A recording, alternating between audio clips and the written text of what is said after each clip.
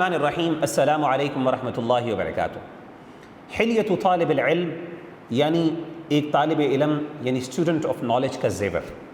یہ کتاب جو کہ شیخ بکر ابو زید رحمہ اللہ تعالی عنہ سعودی عرب کے ایک بہت بڑے عالم دین کی کتاب ہے، اور اس کتاب پر آج ہمارا دوسرا سیشن ہے۔ ہم نے پہلے سیشن میں اس کتاب کی پریفیس یعنی مقدمے پر ڈسکشن کی تھی، اور آج ہم اس کا پہلا باب یعنی فرسٹ چیپٹر اس کا آغاز کر رہے ہیں۔ مصنف رحمہ اللہ تعالی عنہ اس کا پہلا چیپٹر یوں بیان کرتے ہیں، لکھتے ہیں کہ آداب الطالب فی نفسہ، یعنی ایک طالب علم کے وہ آداب یا وہ اخلاق یا وہ مینرز جن کا تعلق اس کی اپنی ذات کے ساتھ ہے۔ اور اس چیپٹر میں سب سے پہلے وہ جس پوائنٹ کو ڈسکس کرتے ہیں، اور آج ہم انشاءاللہ اسی پوائنٹ پر اپنی ڈسکشن کو بیس کریں گے، وہ ہے کہ العلم عبادت، کہ علم ایک عبادت ہے۔ مصنف رحمہ اللہ تعالی عنہ یعنی شیخ بکر ابو زید رحمہ اللہ وہ یہ فرماتے ہیں کہ ایک طالب علم کو ہمیشہ یہ چیز اپنے ذہن میں رکھنی چاہیے، and he should always be mindful of this thing, کہ جو علم وہ حاصل کرنے لگا ہے یا وہ علم جو وہ حاصل کر رہا ہے وہ ایک عبادت ہے۔ جب انسان علم کو عبادت سمجھ کے حاصل کرے گا تو انسان کا جو ایٹیٹیوڈ اور بیہیویئر ہے وہ بہت ڈفرینٹ ہوگا ایز کمپیئر ٹو جسٹ ایک فارمیلٹی اگر وہ اس کو کنسیڈر کرے۔ خاص طور پہ ہم دینی علم کی آج بات کریں گے، اور آبویسلی میں پھر دنیاوی علم کے بارے میں بھی ڈسکشن کروں گا۔ آج جو ہمارا ٹاپک ہے انشاءاللہ اس میں میں ڈیٹیل میں عبادت کے مفہوم کو ڈسکس کروں گا، اس کے ساتھ ساتھ علم کی فرضیت اس کے بارے میں ہم ڈسکشن کریں گے، پھر اس کے بعد ہم قول سے پہلے جو علم ہے اس کے مفہوم کو ڈسکس کریں گے، پھر ہم دنیاوی علم ہے اس کی حیثیت کے بارے میں بات کریں گے، اور پھر آخر میں ہم انشاءاللہ العزیز اس کو سمرائز کریں گے۔ تو first let us discuss and let us start with the statement of the author himself، جس میں وہ کہتے ہیں کہ علم ایک عبادت ہے۔ مصنف رحمہ اللہ تعالی عنہ فرماتے ہیں، سٹارٹ کرتے ہیں یہ کہتے ہوئے کہ بعض اہل علم یعنی some scholars ان کا یہ اوپینین ہے، اور وہ یہ کہتے ہیں العلم صلاۃ السر و عبادت القلب، کہ علم ایک خفیہ نماز ہے، اٹس اے سیکریٹو پریئر، و عبادت القلب، اور یہ دل کی عبادت ہے۔ اب آئیے ہم اس کو ڈسکس کرتے ہیں۔ سوال یہ پیدا ہوتا ہے کہ علم عبادت کیسے ہے؟ آبویسلی علم کی اہمیت کا ہمیں پتہ ہے، اور ہر بندہ اس کی اہمیت کو جانتا بھی ہے، اور obviously we don't need to acknowledge its importance. لیکن اگر کوئی آپ سے پوچھے کہ دین کہاں پہ کہتا ہے، کہاں پہ لکھا ہے کہ یہ عبادت ہے، آپ کیسے ثابت کرتے ہیں اس کو یہ عبادت ہے، تو obviously we need to explain that thing to him۔ آئیے سب سے پہلے عبادت کے مفہوم کو ڈسکس کر لیتے ہیں، تاکہ پھر ہم یہ انڈرسٹینڈ کر لیں یا سمجھ لیں کہ علم عبادت کس طرح بنتا ہے۔ امام ابن تیمیہ رحمہ اللہ تعالی عنہ بہت بڑے امام، کلاسیکل اسکالرس میں ان کا شمار ہوتا ہے۔ عبادت کی جو ڈیفینیشن وہ بیان کرتے ہیں وہ غور طلب ہے۔ وہ فرماتے ہیں کہ العبادۃ اسم جامع لکل ما يحبه اللہ ويرضاه من الاقوال والاعمال الباطنة والظاہرہ۔ وہ فرماتے ہیں کہ عبادت جو ٹرم ہے یہ ایک بہت کمپریہنسو ٹرم ہے۔ ہم عام طور پہ سمجھتے ہیں کہ عبادت کا مطلب صرف 5 وقت کی نماز پڑھ لینا، روزے رکھ لینا، حج کر لینا، زکوٰۃ دے دینا، یا اسی طریقے سے کچھ اہم ریچولز جو عام طور پہ ہم پرفارم کرتے ہیں اپنی ڈیلی لائف میں، بس یہی عبادت ہے۔ امام ابن تیمیہ رحمہ اللہ تعالی عنہ جو کہ کلاسیکل اسکالرز میں جن کا شمار ہوتا ہے، وہ عبادت کے مفہوم کو واضح کرتے ہوئے فرماتے ہیں کہ العبادۃ اسم جامع، عبادت ایک بہت کمپریہنسو ٹرم ہے۔ جیسے کہ ہم عام طور پہ سمجھتے ہیں کہ عبادت کا مفہوم صرف 5 وقت نماز پڑھ لینا، روزے رکھ لینا، زکوٰۃ دے دینا، یا حج کر لینا، یا کچھ سرٹن ریچولز ہیں ان کو پرفارم کر لینا، بس یہیں تک اس کی ٹرم محدود ہے۔ امام ابن تیمیہ فرماتے ہیں کہ نہیں، عبادت ایک بہت کمپریہنسو ٹرم ہے، اور وہ لِكُلِّ مَا يُحِبُّهُ اللَّهُ وَيَرْضَاهُ مِنَ الْأَقْوَالِ وَالْأَعْمَالِ الْبَاطِنَةِ وَالظَّاهِرَةِ، وہ ہر اس ایکشن کے لیے بولی جا سکتی ہے، یہ ٹرم ہر اس ایکشن کے لیے استعمال ہو سکتی ہے، وہ ایکشن جو انسان اللہ کی رضا اور اس کی محبت کے لیے پرفارم کرے۔ نہ صرف ایکشن بلکہ ہر وہ اسٹیٹمنٹ یا اسپیچ جو انسان اللہ تعالیٰ کی رضا اور محبت کے لیے بولے، وہ سب کا سب عبادت میں شامل ہے۔ تو ہر وہ ایکشن جو انسان اللہ کے لیے پرفارم کرتا ہے، اللہ کی خوشنودی کے لیے اور اللہ کی رضا اور محبت کو اچیو کرنے کے لیے، وہ عبادت میں شامل ہے۔ تو جب ہم کہتے ہیں علم عبادت ہے، تو آبویسلی اگر انسان علم کو حاصل کر رہا ہے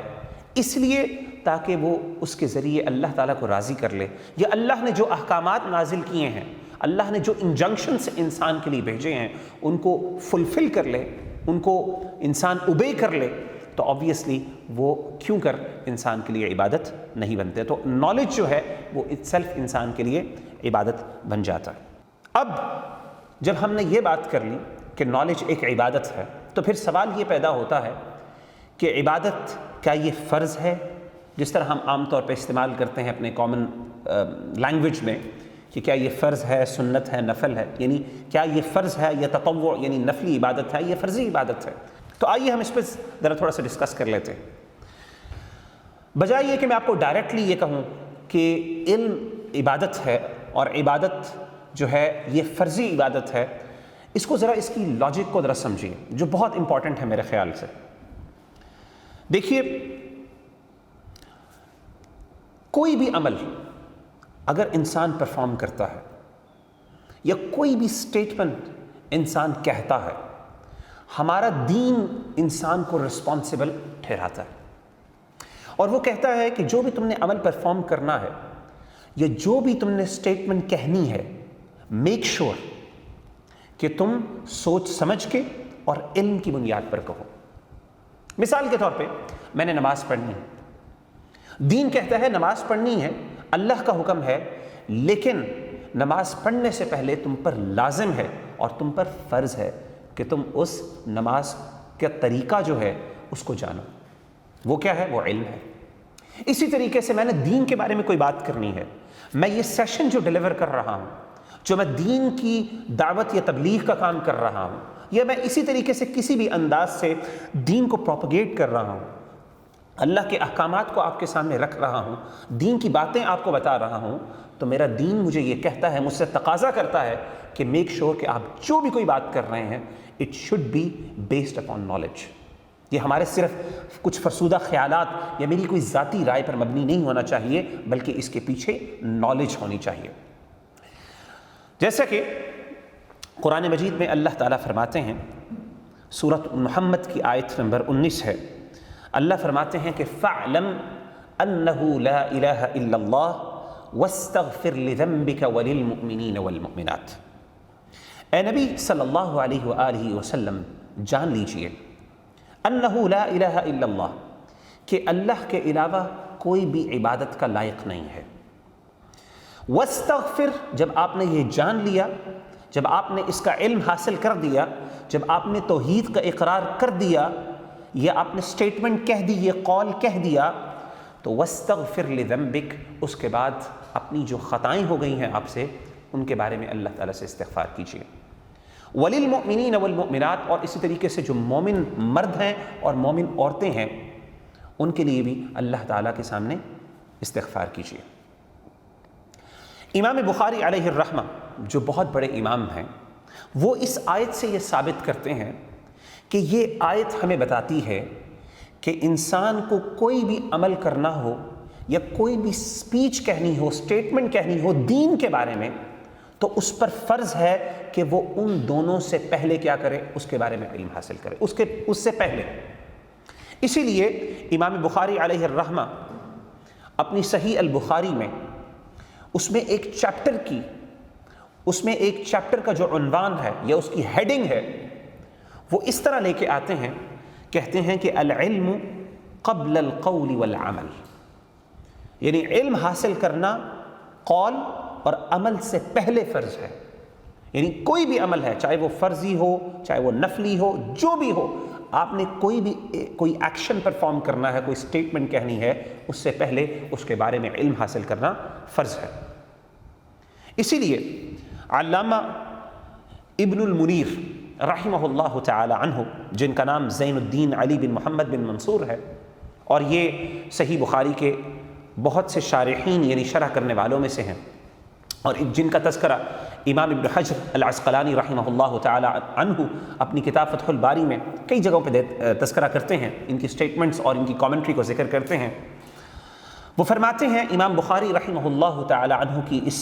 اس چیپٹر کی ہیڈنگ کے بارے میں، اس کی commentary per obviously he is commenting on him and he says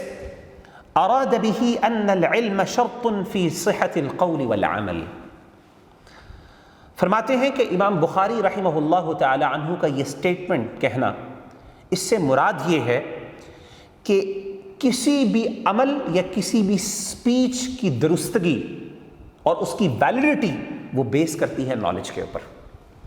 یعنی کوئی بھی عمل اگر آپ وہ پرفارم کرتے ہیں، obviously if you don't know how to perform that action، آپ کا وہ عمل ضائع ہے، بلکہ نہ صرف وہ ضائع ہے بلکہ وہ آپ کے لیے ایک نقصان کا باعث بھی بن سکتا ہے۔ ان دا سیم وے اگر انسان کوئی ایسی بات کہتا ہے دین کے بارے میں اور وہ بات بغیر علم کے ہو، یعنی بے بنیاد بات ہو، تو obviously نہ صرف وہ انسان کے لیے کوئی فائدہ نہیں رکھتی بلکہ وہ الٹا انسان کے لیے نقصان دہ بھی ہو سکتی ہے۔ اسی لیے یہ شرط ہے علم کا، کسی بھی عمل کو پرفارم کرنے یا کسی بھی سٹیٹمنٹ کو کہنے سے پہلے علم کا حصول وہ فرض ہے، جیسا کہ امام بخاری علیہ الرحمہ نے اپنی صحیح البخاری میں یہ باب باندھا اور یہ ثابت کیا، اور انہوں نے پھر یہ آیت جو میں نے آپ کے سامنے سورہ محمد کی آیت رکھی ہے اس کو پریزنٹ کیا کہ دیکھیں اللہ کہتے ہیں فعلم، پہلے علم حاصل کرو، پھر اللہ کہتے ہیں انہو لا الہ الا اللہ، پھر توحید کا اقرار کرو، قول کہو، اس کو سٹیٹ یعنی سپیچ کہو، اور پھر واستغفر لذنبک، پھر عمل کرو۔ تو اللہ نے قول اور عمل سے پہلے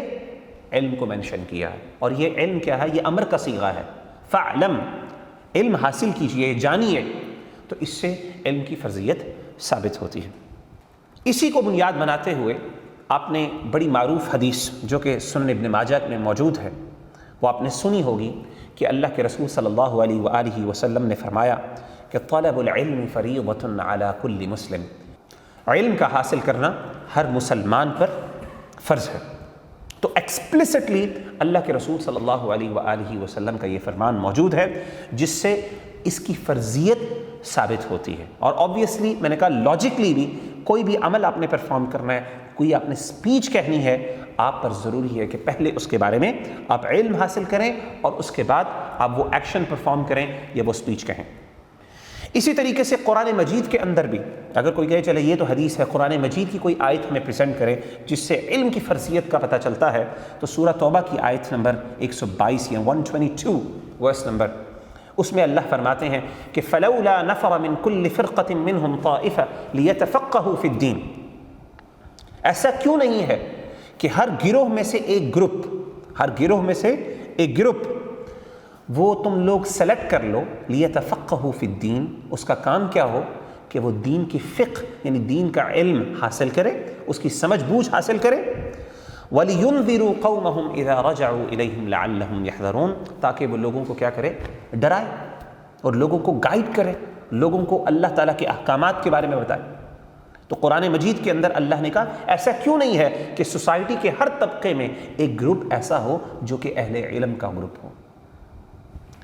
تو اس سے بھی علم کی فرضیت کے بارے میں پتہ چلتا ہے۔ یہاں پہ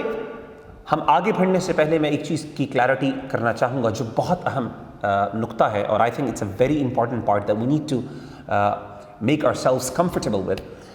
اور وہ یہ ہے کہ جس طرح میں نے کہا کہ عمل سے پہلے علم حاصل کرنا تو ضروری ہے ہی ہے۔ obviously آپ کوئی ایکشن پرفارم ہی نہیں کر سکتے، ایون دنیاوی کوئی ایکشن پرفارم نہیں کر سکتے، آپ گاڑی نہیں چلا سکتے if you don't know how to drive obviously، ٹھیک ہے؟ کوئی بھی ایکشن پرفارم کرنا ہو اس کے بارے میں آپ کو علم حاصل کرنا پہلے ضروری ہوتا ہے۔ خاص طور پہ جو سٹیٹمنٹ ہے کہ دین کے بارے میں جو بات کرنی ہے اس سے پہلے علم حاصل کرنا بہت ضروری ہے، یہ ہمارے دور کا بہت بڑا فتنہ ہے۔ ہمارے ہاں عام طور پہ جو سوشل میڈیا میں، فیس بک میں، انسٹاگرام میں، یوٹیوب پہ ہر دوسرا بندہ، بلکہ میں سمجھتا ہوں کہ سوشل میڈیا کا ایک بہت بڑا نقصان، اگر آپ مجھ سے پوچھیں کہ what is the actual wrong and evil of this social media that we are actually unfortunately forced to deal with، وہ یہ ہے کہ اس نے ہر بندے کو زبان دے دی ہے. It has provided each and every single individual the platform. ایک پلیٹ فارم دیا ہے جس کے اوپر وہ جو چاہے کہہ سکتا ہے. اور انفارچونیٹلی ہر وہ شخص جو کہ جاہل ہے وہ آج کل سوشل میڈیا پر آپ کے سامنے ایک بہت بڑا فلاسفر اور بہت بڑا عالم بن کے سامنے آتا ہے. یہاں پہ یہ سمجھنا بہت ضروری ہے. میں ذرا اس کی امپورٹنس یا اس پوائنٹ کی اہمیت کے بارے میں آپ کے سامنے ایک دو احادیث اور آیات رکھنا چاہتا ہوں. سورۃ الاسراء آیت نمبر 36 اللہ تعالیٰ فرماتے ہیں وَلَا تَقْفُ مَا لَيْسَ لَكَ بِهِ عِلْم. ذرا غور کیجیے گا اس آیت کے مفہوم پر. اللہ فرماتے ہیں کہ وَلَا تَقْفُ مَا لَيْسَ لَكَ بِهِ عِلْم. اے لوگو یا اے نبی صلی اللہ علیہ وآلہ وسلم یا پھر جو بھی مخاطب ہے, اللہ تعالیٰ فرماتے ہیں کہ جس چیز کی تمہیں خبر نہیں ہے اس کے پیچھے نہ پڑو. وَلَا تَقْفُ, نہ پڑو اس چیز کے پیچھے جس کا تمہیں علم نہیں ہے. بعض مفسرین یعنی جو کامنٹریٹرز ہیں قرآن مجید کے مفسرین جن کو ہم کہتے ہیں, خاص طور پر امام طبری رحمہ اللہ, ابن جریر الطبری, بہت بڑے کلاسیکل اسکالر ہیں اور بہت بڑے مفسر ہیں قرآن مجید کے. وہ کہتے ہیں کہ مفسرین کی ایک بہت بڑے گروپ کی رائے یہ ہے کہ یہاں پہ تقفو سے مراد تقل ہے. وَلَا تَقُلْ مَا لَيْسَ لَكَ بِهِ عِلْم, کہ جس چیز کے بارے میں آپ کو علم نہیں ہے اس کے بارے میں آپ کوئی بات نہ کیجیے. اس کے پیچھے پڑنے کے سے مراد کیا ہے, اس بارے میں بات نہ کیجیے, خاموش رہیے. جیسے کہ اللہ کے رسول صلی اللہ علیہ وسلم کی حدیث ہے کہ من صمت نجا, من كان يؤمن بالله واليوم الآخر فليقل خيرا أو ليصمت. آپ صلی اللہ علیہ وسلم نے فرمایا کہ جو بندہ اللہ پر ایمان لاتا ہے اور آخر دن پر اس کا یقین ہے کہ میں نے ایک دن, یعنی جس کو رسپانسبلٹی کا احساس ہے, اس کو چاہیے کہ وہ کوئی صحیح درست بات کہے, اچھی بات کہے, او لیصمت, یا پھر وہ خاموش رہے. وَلَا تَقْفُ مَا لَيْسَ لَكَ بِهِ, جس کے بارے میں علم نہیں ہے اس کے بارے میں بات نہ کیجیے یا اس کے پیچھے نہ پڑیے. إِنَّ السَّمْعَ وَالْبَصَرَ وَالْفُؤَادَ كُلُّ أُولَٰئِكَ كَانَ عَنْهُ مَسْئُولًا. جو اللہ نے ہمیں فیکلٹیز دی ہوئی ہیں, سننے کی جو صلاحیت ہے, دیکھنے کی صلاحیت ہے اور سمجھنے کی جو صلاحیت ہمیں اللہ نے دل دیا ہے یا عقل دی ہے, قیامت کے دن اللہ تعالیٰ نے اس کے بارے میں سوال کرنا کہ تم نے یہ بات کیوں کہی اپنی زبان سے. Where did you use these faculties?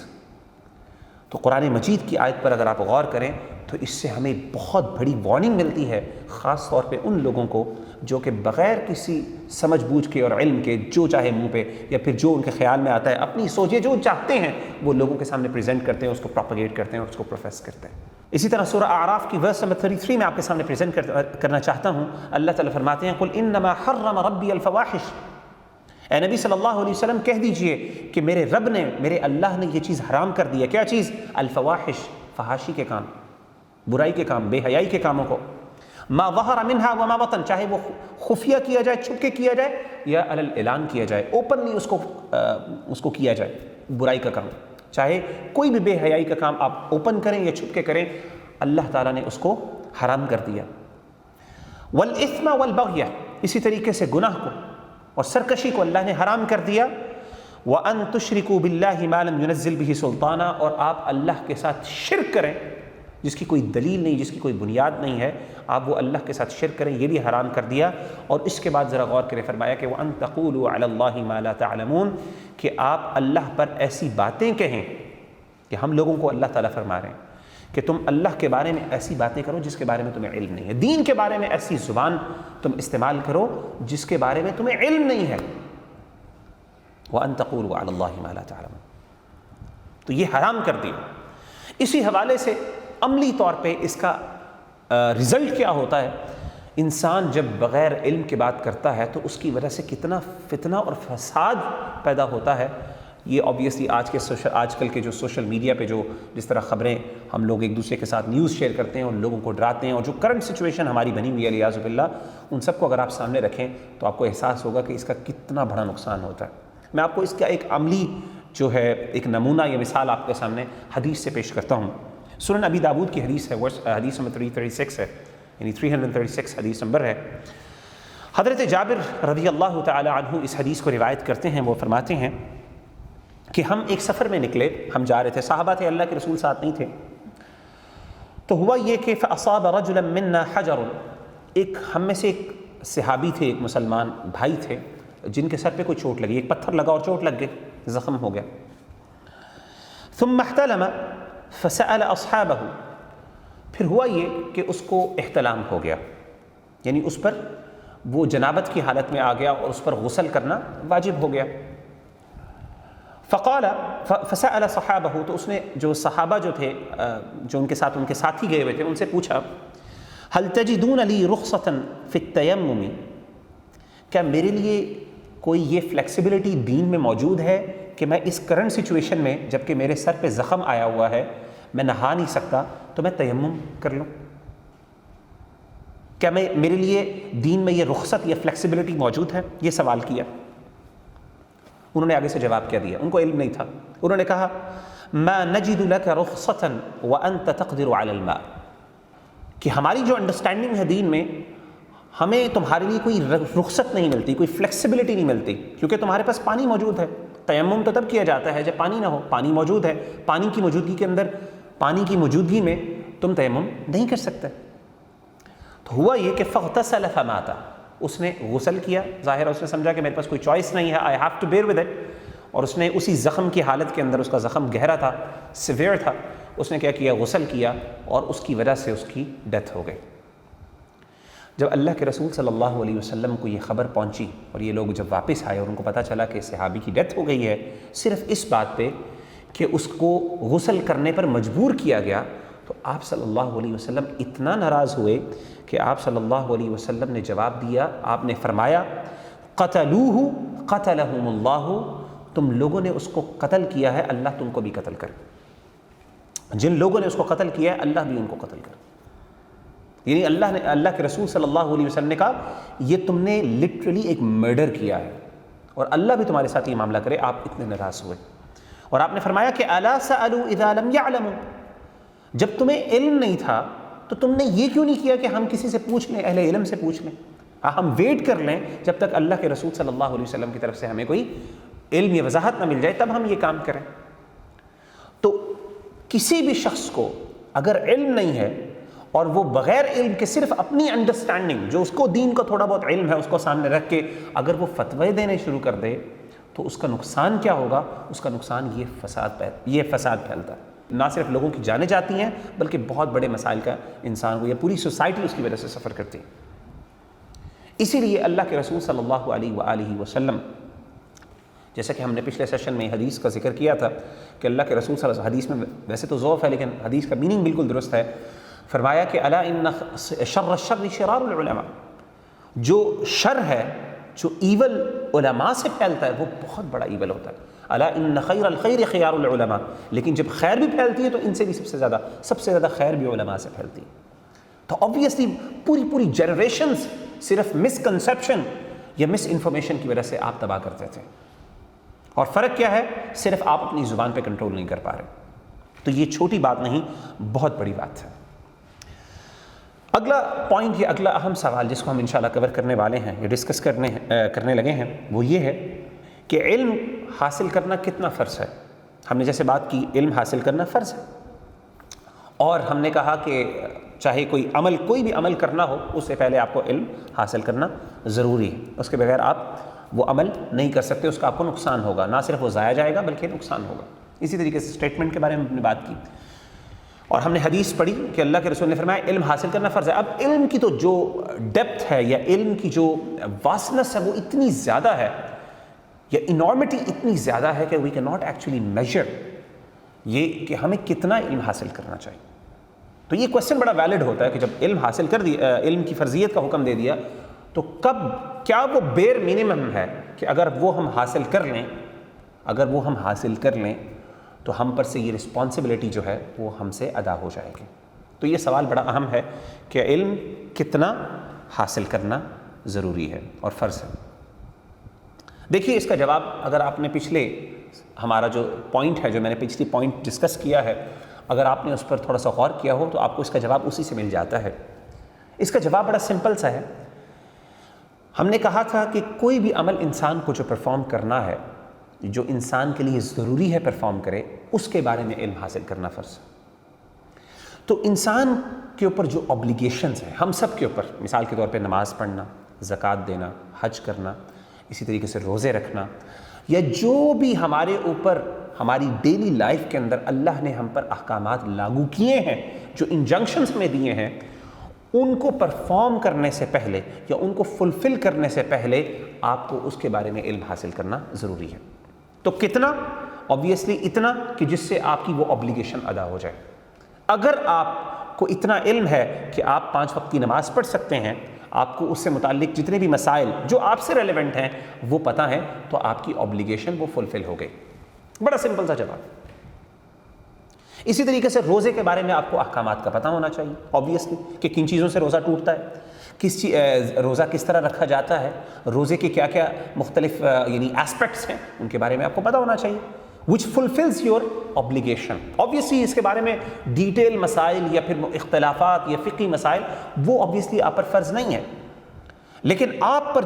جو ہر بندے کے اوپر جو obligation، چاہے وہ اس کے پاس یہ ایکسکیوز نہیں ہے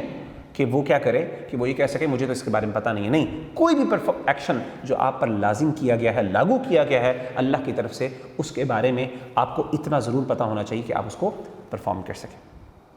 اسی طریقے سے کچھ ایسے علوم ہیں جو کہ کچھ لوگوں کے لیے فرض ہو جاتے ہیں، دوسروں کے لیے فرض نہیں ہوتے۔ مثال کے طور پہ ایک بزنس مین ہے، وہ بزنس کرنا چاہتا ہے، تو اب obviously اس شخص کے لیے، اس بزنس مین کے لیے ضروری ہے کہ اس کو یہ علم ہو کہ اسلام کے قوانین بزنس سے متعلق کیا ہیں، اللہ کے کیا احکامات ہیں بزنس یا تجارت سے متعلق۔ ہو سکتا ہے چونکہ میں بزنس مین نہیں ہوں، میرے لیے شاید ضروری نہ ہو، مجھے اگر اسلامک بزنس لاز کا نہیں پتہ، ڈزنٹ میٹر، مجھ سے ضروری نہیں ہے، مجھ سے ریلیونٹ نہیں ہے، لیکن ہاں اس سے متعلق یہ ضرور ہے، اس لیے اس پر فرض کرنا، اس کے اوپر اس کو جاننا اس کے لیے یہ فرض ہے، کیونکہ وہ اس ایکشن کو پرفارم کر رہا ہے اور اس کو اس ایکشن کو پرفارم کرنے سے پہلے یہ جاننا ہے۔ اسی طریقے سے ایک پولیٹیشین ہے، اسلام کا جو سیاسی نظام ہے، اللہ تعالیٰ نے جو پولیٹیکل انجنکشنز دیے ہیں پالیٹکس سے متعلق، اس کے بارے میں ہو سکتا ہے مجھ پر جاننا فرض نہ ہو، لیکن اس پولیٹیشین کے اوپر فرض ہے جو کہ پالیٹکس کے اندر انوالوڈ ہے۔ تو سمپلی، بڑا سمپل وے میں، اور یہی امام غزالی علیہ الرحمہ نے اپنی جو کتاب احیاء العلوم ہے اس کے اندر یہی اوپینین انہوں نے ڈسکس کیا اور اس کو ہی انہوں نے فالو کیا ہے کہ جو بھی آپ ایکشن پرفارم کرنا چاہتے ہیں، اتنا آپ کو علم ہونا چاہیے کہ وہ ایکشن آپ صحیح طریقے سے اس کے تمام واجبات اور کنڈیشنز کو فلفل کرتے ہوئے ادا کر لیں۔ If you can do that, that's it. اس سے زیادہ آپ کو جاننے کی ضرورت نہیں ہے، وہ علماء کا کام ہے، وہ سبجیکٹ ایکسپرٹس کا کام ہے۔ اب ایک اور سوال جو میں آپ کے سامنے ڈسکس کرنا چاہتا ہوں، اس کے بعد انشاءاللہ ہم بات ختم کریں گے، وہ یہ ہے کہ دنیاوی جو علوم ہے ان کی کیا حیثیت ہے۔ یہ تو ہم نے ڈسکس کیا نا کہ دینی علوم کی یہ بات ہے کہ ان کو حاصل کرنا فرض ہے، اور اتنا فرض ہے کہ وہ اللہ تعالیٰ کے جو احکامات ہیں وہ ادا ہو جائیں۔ تو اب دنیاوی علوم، کیا یہ جتنی احادیث ہم نے پڑھی ہیں کہ علم کی فرضیت اور کیا یہ دنیاوی علوم پر بھی لاگو ہوتی ہیں کہ نہیں ہوتی؟ کیونکہ آپ نے عام طور پہ دیکھا ہوگا کہ سکولز پہ اگر آپ جائیں، کالجز، یونیورسٹی کے اندر، تو انہوں نے بھی علم کی اہمیت کے اوپر آیات اور احادیث لکھی ہوتی ہیں۔ تو سوال یہ ہے، کیا یہ احادیث ان سے ریلیونٹ بھی ہیں یا صرف یہ دینی علوم سے ریلیونٹ ہے؟ تو اس کا جواب یہ ہے کہ جتنی بھی ہم نے آیات اور احادیث پریزنٹ کی ہیں، آپ کے سامنے ڈسکشن کی ہے، وہ پرائمریلی دینی علوم کے بارے میں ہے، کیونکہ دینی علوم جو ہیں وہ سب سے زیادہ اہم اور سب سے زیادہ بنیادی حیثیت رکھتے ہیں۔ اللہ تعالیٰ نے اس زندگی کا مقصد کیا بنایا کہ ہم اللہ تعالیٰ کی عبادت کریں، جیسا کہ قرآن مجید میں ہے وَمَا خَلَقْتُ الْجِنَّ وَالْإِنسَ إِلَّا لِيَعْبُدُونَ، کہ ہم اللہ کی بندگی کریں، اور عبادت اور بندگی کا مفہوم ہم نے پہلے ڈسکس کر لیا۔ تو عبادت ہم نے کس طریقے سے ادا کرنی ہے، یہ ہمیں اس کا علم حاصل کرنا ہم پر فرض ہے، اور چونکہ یہ ہمیں کہاں سے علم ملے گا، یہ بھی اللہ سے ملے گا۔ اللہ ہمیں بتاتے ہیں کہ آپ نے یہ عبادت کس طرح ادا کرنی ہے، وحی اور ریولیشن کی گائیڈنس کے اندر ہم یہ تمام عبادات کو ادا کرتے ہیں۔ تو obviously جس علم کی ہم بات کر رہے ہیں یہاں پہ، وہ سارا دینی علوم ہے، وہ پرائمریلی وہ علوم ہے جن کے ذریعے ہم اللہ تعالیٰ کی بندگی کو، اللہ کے بندے بن جاتے ہیں اور اللہ کی بندگی کو ہم ادا کرتے ہیں، عبادت کو ادا کرتے ہیں۔ پرائمریلی یہ تمام احادیث اور آیات ان کے لیے ہیں۔ اسی لیے قرآن مجید میں اگر آپ دیکھیں، اللہ تعالیٰ نے کئی جگہوں پہ جب بھی علم کا ذکر کیا تو پرائمریلی اس سے مراد دینی علوم تھے، جیسے کہ فرمایا قل هل يستوي الذين يعلمون والذين لا يعلمون، کہ اے نبی صلی اللہ علیہ وسلم ان سے کہیے کہ بتائیے کہ وہ لوگ جو علم رکھتے ہیں اور جو نہیں رکھتے کیا وہ برابر ہو سکتے ہیں؟ کانٹیکس کی بات کریں تو اوبیسلی دینی علوم کی بات ہو رہی ہے، دین کی بات ہو رہی ہے۔ قرآن کا پرائمری سبجیکٹ ہی دین ہے۔ سائنس یا میتھمیٹکس یا فزکس یہ سبجیکٹس جو ہیں وہ قرآن مجید کی بیسکلی یعنی قرآن مجید یہ قرآن مجید کا سبجیکٹ نہیں ہے۔ قرآن مجید اس پہ گائیڈنس ضرور دیتا ہے لیکن یہ قرآن مجید کا پرائمری سبجیکٹ نہیں ہے۔ اسی طریقے سے اللہ کے رسول صلی اللہ علیہ وسلم کی آپ حدیث دیکھ لیں، صحیح بخاری کی حدیث ہے، آپ نے فرمایا کہ من یرید اللہ بہ خیرا یفقہہ فی الدین، جس کے ساتھ اللہ تعالیٰ کوئی بھلائی کا ارادہ کرتے ہیں اللہ تعالیٰ اس کو دین کی سمجھ اور فقہ عطا کر دیتے ہیں۔ اسی طریقے سے ایک حدیث میں آپ کے سامنے پریزنٹ کرنا چاہتا ہوں جو بہت خوبصورت حدیث ہے، جس سے دینی علوم کے بارے میں پتہ چل جاتا ہے، اور اس کے بعد میں دنیاوی علوم کی کچھ اہمیت کے بارے میں بھی بتاؤں گا آپ کو۔ سنن نبی داود کی حدیث ہے اور حدیث نمبر 3641 ہے۔ حضرت کثیر بن قیس وہ فرماتے ہیں، ایک راوی ہیں حدیث کے، وہ فرماتے ہیں کنت جالسا مع ابی درداء، میں ابو درداء رضی اللہ تعالی عنہ جو اللہ کے رسول کے صحابی ہیں ان کے ساتھ بیٹھا ہوا تھا، فی مسجد دمشق یعنی دمشق کی ایک مسجد میں ان کے ساتھ بیٹھا ہوا تھا۔ فجاءہ رجل، ایک شخص آیا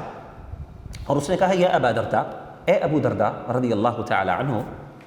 انی جئتک من مدینۃ الرسول صلی اللہ علیہ وآلہ وسلم لحدیث بلغنی انک تحدثه عن رسول اللہ صلی اللہ علیہ وسلم، میں ایک حدیث کے بارے میں جاننے اور اس کے بارے میں علم حاصل کرنے کے لیے مدینہ سے شام یعنی سیریا دمشق آپ کے پاس آیا ہوں، کیونکہ میں نے یہ سنا ہے کہ اس حدیث کو آپ اللہ کے رسول سے بیان کرتے ہیں۔ تو میں کنفرم کرنے کے لیے، جاننے کے لیے کہ واقعی یہ حدیث اللہ کے رسول صلی اللہ علیہ وسلم نے ہی بیان کی ہے اور آپ اس کو ویلیڈیٹ کر لیں، میں نے اس کے لیے اتنا لمبا سفر کیا۔ اور فرمایا ما جئت لحاجت، میں اس کے علاوہ کسی اور ضرورت کی وجہ سے میں نے یہ ٹریول نہیں کیا، یعنی اس کا جو پرائمری پرپس اور آبجیکٹو تھا یہاں پہ ٹریول کرنے کا وہ صرف ایک حدیث کی کنفرمیشن تھی۔ سبحان اللہ، امیجن کریں the amount of effort that he put in, exertion جو انہوں نے برداشت کی صرف ایک حدیث کی کنفرمیشن یا ویلیڈیٹی یا اتھینٹسٹی کے لیے۔ اور ہمارے واقعی کلاسیکل اسکالرز ہیں اور یہی واقعی دین تقاضا کرتا ہے، دین محنت تقاضا کرتا ہے، اور آگے انشاءاللہ ہم اگلے سیشنز پہ مزید اس پہ بات کریں گے۔ بہرحال تو فرماتے ہیں جب ابو درداء نے ان کی یہ ایفرٹ کے بارے میں سنا تو کہا کہ انی سمعت رسول اللہ صلی اللہ علیہ وسلم یقول، چلو وہ حدیث تو بعد کی بات ہے لیکن میں تمہیں ایک اور حدیث سنا دیتا ہوں کہ اللہ کے رسول صلی اللہ علیہ وآلہ وسلم نے فرمایا کہ من سلک طریقا یطلب فیہ علما سلک اللہ بہ طریقا من طرق الجنہ، کہ وہ کوئی شخص، ہر وہ شخص یہ وہ طالب علم جو اللہ کے دین کا علم حاصل کرنے کے لیے نکلا اپنے گھر سے، اللہ تعالیٰ اس کو جنت کے ایک رستوں میں سے ایک رستے پر چلا دیتے ہیں۔ وَإِنَّ الْمَلَائِكَةَ لَتَضَعُ أَجْنِحَتَهَا رِضًا لِطَالِبِ الْعِلْمِ، اور فرشتے طالب علم کی پسند کے لیے اپنے پروں کو بچھا دیتے ہیں، کھول دیتے ہیں، امبریس کرتے ہیں۔ اور فرمایا کہ وَإِنَّ الْعَالِمَ لَيَسْتَغْفِرُ لَهُ مَنْ فِي السَّمَاوَاتِ وَمَنْ فِي الْأَرْضِ، اور ایک عالم دین، ایک اسکالر یا وہ شخص جس کو علم اللہ نے عطا کر دیا، فرماتے ہیں کہ اس آسمان اور زمین کی ہر مخلوق اللہ کی اس کے لیے استغفار کرتی ہے۔ اس سے اگر کوئی غلطیاں کوتاہیاں ہو جاتی ہیں تو آسمان اور زمین کی تمام مخلوق، انسان نہ بھی کرے، آسمان اور زمین کی مخلوق اس کے لیے اللہ سے استغفار کرتے ہیں، اس کے لیے دعائیں کرتے ہیں۔ والحیتان فی جوف الماء، یہاں تک کہ یہ تو زمین کی بات ہے، یہاں تک کہ مچھلیاں جو ہیں، سمندری مخلوق ہے، وہ بھی جو پانی کے پیٹ میں ہے یعنی جو سمندر کے اندر موجود ہے، وہ بھی اس کے لیے استغفار کرتے ہیں۔ اور فرمایا کہ وَإِنَّ فَضْلَ الْعَالِمِ عَلَى الْعَابِدِ كَفَضْلِ الْقَمَرِ لَيْلَةَ الْبَدْرِ عَلَى سَائِرِ الْكَوَاكِبِ، ایک عالم کی ایک عابد پر فضیلت یہ ہے، یعنی اللہ نے ایک عالم، وہ شخص جو عالم ہے، اور ایک عابد سے مراد وہ بندہ جو بہت نیک ہے، جو راتوں کو قیام کرتا ہے اور صبح اٹھ کے روزے رکھتا ہے، ان دونوں کو اگر آپ مقابلہ کریں، موازنہ کریں، کمپیریزن کریں تو اس کی فضیلت اور اہمیت اس پر، عابد پر اتنی زیادہ ہے، بالکل ایسے ہی ہے جیسا کہ 14ویں رات کا جو چاند ہے، جو فل مون ہے، اس کی جو لائٹ وہ اتنی برائٹ ہوتی ہے کہ وہ سارے جو ستارے ہیں ان کی لائٹ کو کور کر دیتی ہے۔ جس طرح اس کی فضیلت ہے تمام ستاروں پر بالکل اسی طریقے سے اس عالم کی فضیلت ایک عابد پر، ایک عالم کی فضیلت ایک عابد پر، نیک بندے پر اتنی، ایک عام بندے پر جو عالم نہیں۔ یہاں پہ ایک پوائنٹ آگے حدیث میں آگے جانے سے پہلے یہاں پہ ایک بہت اہم پوائنٹ، بڑا انٹرسٹنگ پوائنٹ آپ کے ساتھ ڈسکس کرتا ہوں۔ آپ دیکھیں کہ اللہ کے رسول صلی اللہ علیہ وآلہ وسلم نے فرمایا، عالم کی مثال آپ نے کیا دی؟ ایک چاند کی دی، کہ عالم وہ ہے جو کہ چاند ہے۔ اور مزے کی بات یہ ہے کہ قرآن مجید میں اللہ تعالیٰ نے اللہ کے رسول صلی اللہ علیہ وآلہ وسلم کے لیے جو لفظ استعمال کیا وہ سورج کا، سراجا منیرا کے الفاظ ہیں، کہ چمکتا ہوا سورج۔ اللہ کے رسول صلی اللہ علیہ وسلم کو تشبیہ دی ایک چمکتے ہوئے سورج سے۔ اور حدیث میں اللہ کے رسول صلی اللہ علیہ وسلم نے ایک عالم کو ایک چاند کہا۔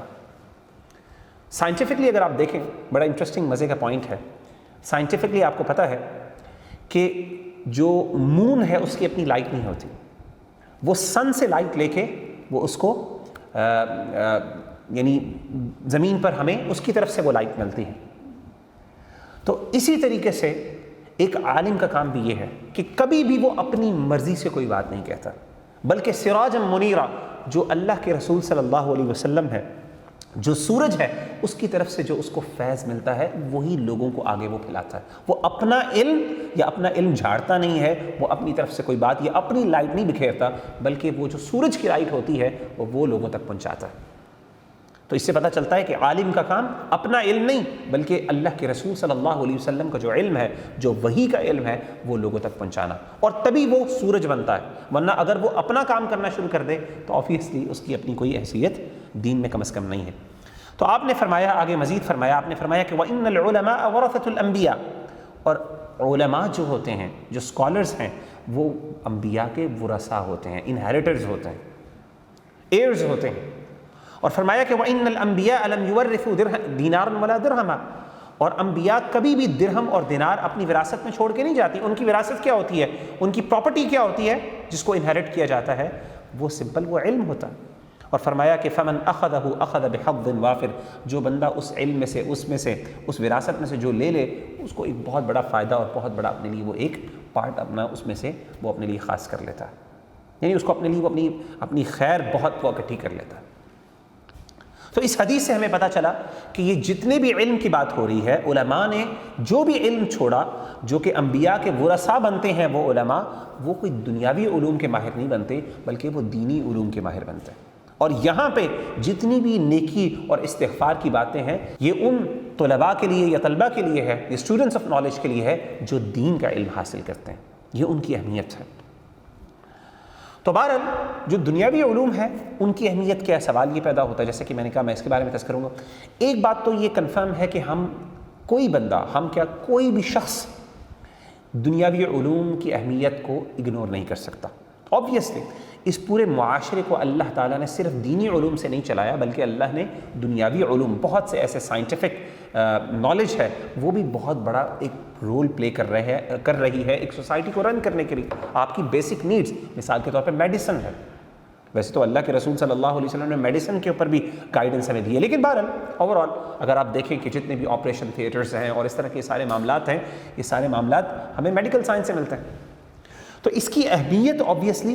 اس کا کوئی انکار نہیں ہے۔ بات کمپیریزن کی ہو رہی ہے، آبویسلی دین کا جو علم ہے اس کی بنیاد بہت بلند ہے، اور جتنی بھی احادیث اور آیات اور ڈسکشن ہے وہ بیسیکلی پرائمریلی دینی علوم کے بارے میں ہے، لیکن یہ آبویسلی اس میں شامل ہو جاتے ہیں کیونکہ الٹیمیٹلی اس میں انسان سوسائٹی کے بینیفٹ کے لیے محنت کر رہا ہے۔ یہ انسان کس کے لیے حاصل کر رہا ہے؟ سوسائٹی کے لیے حاصل کر رہا ہے، تاکہ اس سے لوگوں کو بینیفٹ ہو، اپنے آپ کو بینیفٹ ہو۔ اسی لیے شیخ محمد بن صالح العثیمین رحمہ اللہ، جن کی اپنی کتاب ہے کتاب العلم، اور علم کے آداب، ان کا ترجمہ بھی ہو چکا ہے اردو میں، آپ کے ساتھ انشاءاللہ وہ اس کا لنک بھی اس کا نیچے ویڈیو کے نیچے دے دیا جائے گا۔ وہ فرماتے ہیں کہ کچھ اعتبار سے یہ جو دنیاوی علم ہے یہ بھی فرض ہے، لیکن یہ فرض عین نہیں ہے بلکہ فرض کفایہ ہے۔ فرض عین کا مطلب ہے کہ ہر بندے پر فرض ہے، جیسے کہ نماز پڑھنا ہر بندے پر فرض ہے۔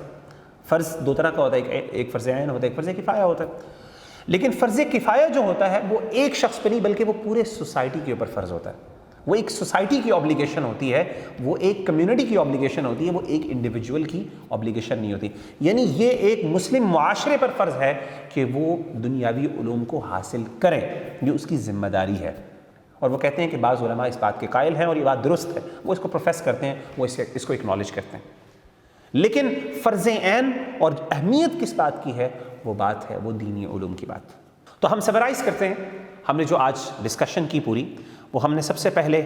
ہم نے عبادت کے مفہوم کو جانا، ہم نے کہا علم عبادت ہے، ہم نے پھر اس کے بعد عبادت کے مفہوم کو سمجھا، اور اس کے بعد ہم نے یہ کہا کہ یہ عبادت فرض ہے، اور ہم نے اس کو لاجکلی انڈرسٹینڈ کیا کہ کیسے فرض ہے، کہ آبویسلی آپ نے کوئی بھی ایکشن پرفارم کرنا ہے، کوئی بھی obligation آپ نے پرفارم کرنی ہے اللہ کی طرف سے، آپ کو اس سے پہلے علم حاصل ہونا چاہیے، اس کے بارے میں آپ کے پاس علم ہونا چاہیے۔ اسی طریقے سے اگر آپ نے کوئی بات کرنی ہے، کوئی اسپیچ، کوئی اسٹیٹمنٹ کہنی ہے، دین کو پروفیس کرنا ہے، پروپیگیٹ کرنا ہے، تو آبویسلی اس کے لیے بھی آپ کے پاس علم حاصل کرنا، اس کے لیے بھی آپ کے پاس علم ہونا ضروری ہے۔ اس کے بعد ہم نے علم حاصل کرنا کتنا فرض ہے، اس کی کمیت یعنی اس کی کوانٹٹی کے بارے میں ہم نے ڈسکشن کی، اور ہم نے یہ ڈسکس کیا اور ہم نے یہ بتایا کہ اتنا علم حاصل کرنا فرض ہے جس سے ایک ہماری obligation ادا ہو جائے، اور اس کے بعد ہم نے دنیاوی علوم اور دینی علوم کا کمپیریزن کیا کہ جس میں دین کا علم اصل ہے، بنیاد ہے، جو کہ جس کی وجہ سے یعنی کیونکہ دین اٹسیلف اللہ تعالیٰ نے اس کے لیے اس کائنات کو بنایا، انسانیت کا مقصد بھی اللہ کی بندگی اور اللہ کے دین کو فالو کرنا ہے، تو آبویسلی اس کی اہمیت بہت زیادہ ہے، اور اس کو ہم فرض عین، کچھ اعتبار سے وہ بھی فرض عین ہے، لیکن دین کے بھی کچھ اسپیکٹس فرض کفایہ کا یعنی دینی علوم کے بھی کچھ اسپیکٹس فرض کفایہ کی حیثیت رکھتے ہیں، جبکہ دنیاوی جو علوم ہے وہ ایک کمیونٹی کے اوپر obligation ضرور ہے، وہ فرض کفایہ ہے، وہ فرض عین نہیں ہے۔ تو انشاءاللہ ہم اگلے سیشن میں ملتے ہیں۔ تو دیٹس آل فار ٹوڈے، جزاکم اللہ خیرا، السلام علیکم ورحمۃ اللہ وبرکاتہ۔